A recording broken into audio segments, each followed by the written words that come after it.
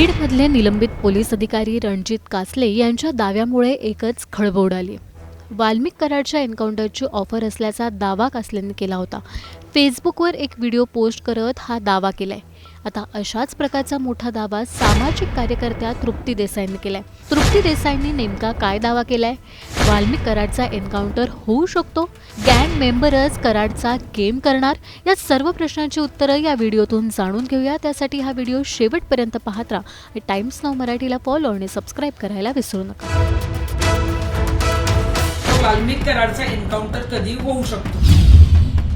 ज्याप्रमाणे मला ऑफर दिली होती एन्काउंटरची वाल्मिक कराडच्या, त्यावर मी नकार दिला। मला एवढं पाप होणार नाही आणि ते लाईफ टाइमचं एक लमसम अमाऊंटचे ऑफर देतात, म्हणजे 10 करोड 20 करोड 50 करोड अशी एक ऑफर देतात।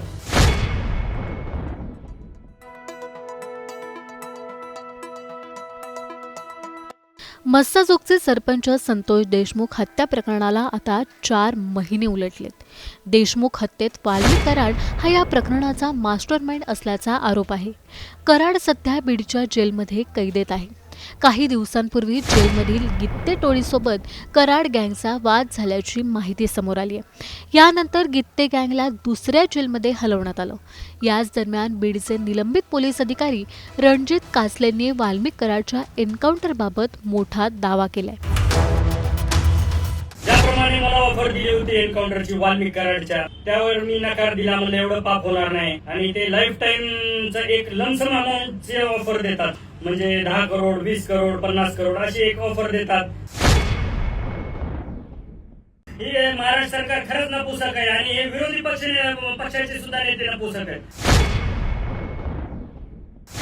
याच दरम्यान सामाजिक कार्यकर्त्या तृप्ती देसाई यांनी देखील या प्रकरणाचा मोठा दावा केलाय।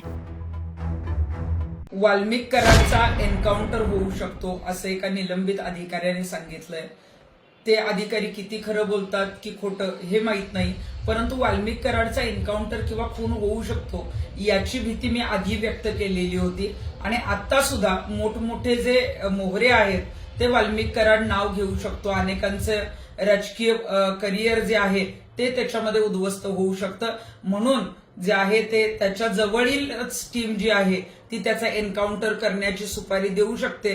तृप्ती देसाई यांच्या दाव्यामुळे खळबळ उडाली आहे। वाल्मिक कराडला स्लीप ॲपनिया नावाचा आजार आहे, त्यामुळे वाल्मिकचा कोठडीतच मृत्यू झाल्याची घोषणा पोलीस करू शकतात, असा दावा तृप्ती देसाईंनी केलाय। आणि त्याला स्लीप ॲपनिया नावाचा आजार असल्यामुळं तो जोपर्यंत बीड जिल्हा कारागृहात आहे तिथं त्याला जशी व्हीआयपी वागणूक मिळते तसंच स्लीप ॲपनिया नावाच्या आजाराखाली, कारण स्लीप ॲपनिया आजारामध्ये श्वास घ्यायचा माणूस विसरतो, त्याचं मशीन काढून घेतलं जाऊ शकतं आणि कोठडीमध्ये तो मृत अवस्थेत आढळला अशा पद्धतीची पोलीस घोषणा करू शकतात। त्यामुळं त्याला कधीही मारलं जाऊ शकतं। संतोष देशमुख हत्या प्रकरणात वाल्मिक कराडचा जर गेम झाला किंवा मारून टाकलं तर ही केस पूर्णपणे संपू शकते। रणजित कासलेला सुपारी कुणी दिली याचा शोध पोलिसांनी घेतला पाहिजे, अशी मागणी तृप्ती देसाईंनी केली। पण वाल्मिक कराडच्या जवळचे लोक त्याची सुपारी देऊ शकतात असंही देसाई म्हणाले। वाल्मिक कराड हा धनंजय मुंडेंचा निकटवर्ती आहे। धनंजय मुंडेंच्या सर्व व्यवहारांची माहिती वाल्मिक कराडकडे असण्याची शक्यता आहे। त्यामुळे तृप्ती देसाई यांचा रोख नेमका कोणाकडे आहे असं तुम्हाला वाटतं? आम्हाला कमेंट करून नक्की सांगा।